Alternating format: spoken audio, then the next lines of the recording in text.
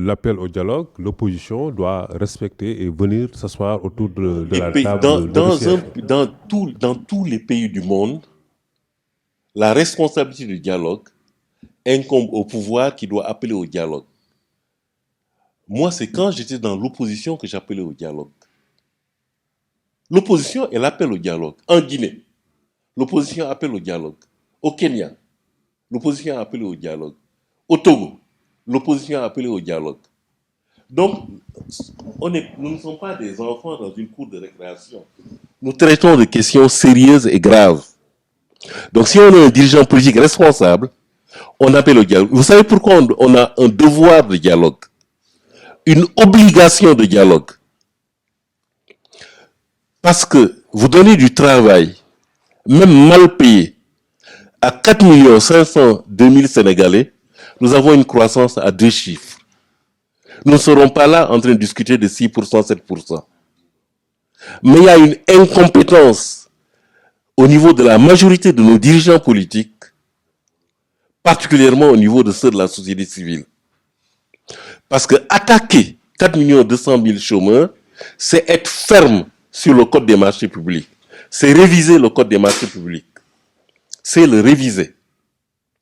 Réviser le code des marchés publics pour en faire un code des marchés publics qui donne le monopole à la production sénégalaise. Je dis bien le monopole. Pas 10%, pas 5%, pas 15%. Non. Comme dit la société civile. Hein? Et mon jeune frère Macky Sall. Non. C'est donner le monopole. C'est-à-dire c'est affronter les bailleurs de fonds. En leur disant non, moi je ferai comme vous les Français. Quand vous avez reconstruit votre pays, vous avez donné le monopole à la production française. Je ferai comme vous les Allemands. Quand vous avez reconstruit l'Allemagne après 1945, vous avez donné le monopole à la production allemande. Et cette question-là doit être la première question du dialogue politique national. C'est pas les cartes, c'est pas le fichier. Après, Talounyuko. Première question, le chômage. On règle ça d'abord. Si on est un homme d'État compétent, on règle ça d'abord. Et après, on voit les modalités d'accession au pouvoir et les modalités de maintien au pouvoir. Pourquoi vous, les Sénégalais, vous les laissez toujours discuter de ça? Vous devez leur dire, ça fait des années que vous discutez de ça. Depuis 2000, vous discutez de ça. Maintenant, vous allez discuter de comment on donne du travail à nos enfants. Et contrairement à ce que nous pensons, nos enfants ne demandent pas du travail salarié.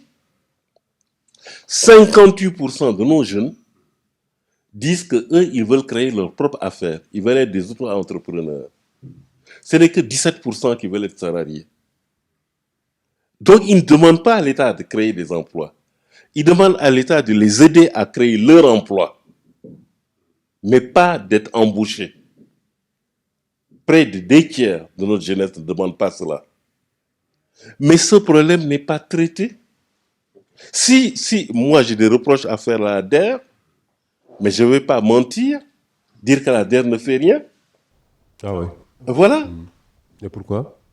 Mais parce que la DER fait. Maintenant, la manière dont la DER fait ne m'agrée pas.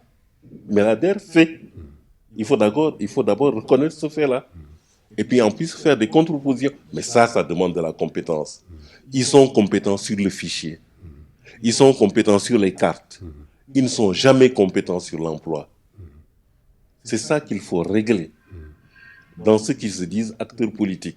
La politique, ce n'est pas la gestion des affaires de la cité. Donc globalement, le président La Macky politique, Sall c'est la gestion des affaires. a échoué sur la question de l'emploi. Vous voulez Pardon? dire que le président Macky Sall a échoué sur la question de l'emploi? Si je vous Mais suis dans votre moi, développement. je n'ai pas soutenu le président Macky Sall en 2012 parce qu'on allait au deuxième tour et qu'il fallait le soutenir. Non. Il n'y avait que 2 candidats qui avaient pris la mesure de la question du chômage. L'un s'appelait Macky Sall, l'autre s'appelait Bruno D'erneville. Bruno D'erneville proposait 700 000 emplois, dont 200 000 créés par la diaspora. Le président Macky Sall proposait 500 000 emplois par mandature. Par mandature. Alors, contrairement à ce qui se dit, il a dépassé les 500 000 emplois. Mais ils ont peur de donner les chiffres parce qu'ils ne peuvent donner que les chiffres qu'ils peuvent prouver, c'est-à-dire les contrats enregistrés. Mais ils ont dépassé les 500 000 emplois. Mais le problème n'est pas là. Parce que je viens de vous dire qu'ils ont dépassé les 500 000 emplois. Mais vous n'avez pas l'impression que le chômage a diminué sensiblement. Mais il y a bien une raison. Là, il faut prendre un problème. Vous ne pourrez jamais le régler si vous ne prenez pas la mesure de ce problème. Le chômage, il est au niveau que je vous ai dit. 4 500 000. Attention, chaque année, si vous faites le différentiel entre les nouveaux demandeurs d'emploi et les emplois créés, vous avez entre 175 et 180 000 chômeurs de plus. Donc, quand vous créez 500 000 emplois, vous n'avez pas arrêté l'augmentation du chômage. Quand vous créez 500 000 emplois, le chômage continue à augmenter. Oui, c'est pourquoi le gouvernement a raison. Lorsqu'il dit qu'il a créé, moi je vous dis, moi je compte, il a créé plus de 500 000 emplois. Mais vous ne le sentez pas.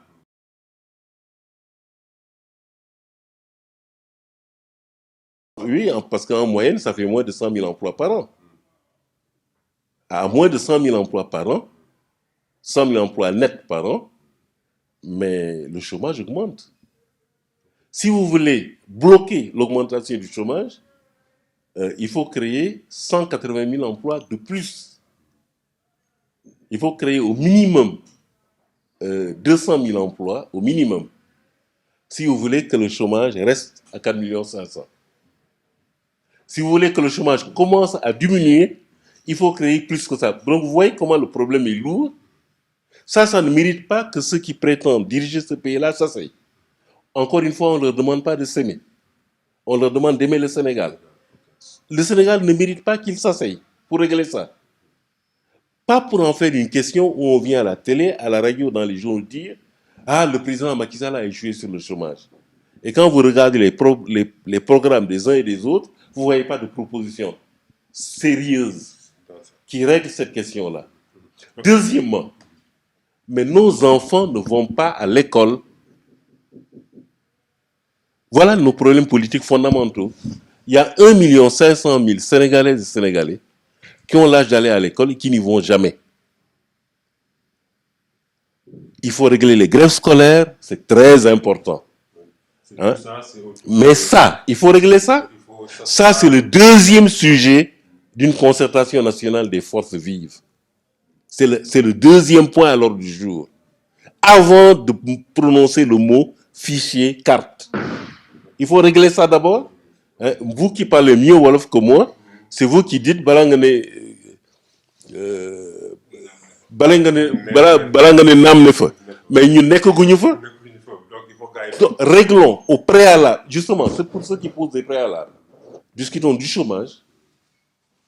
Discutons des enfants qui ne vont pas à l'école. Discutons des étudiants non orientés. De la dette aux universités privées, tout ça. De la dette des universités privées. Cela veut dire oui, mais moi je veux que, attention, moi je veux que les universités privées payent les professeurs et les vacataires. Oui. Hein, je le veux.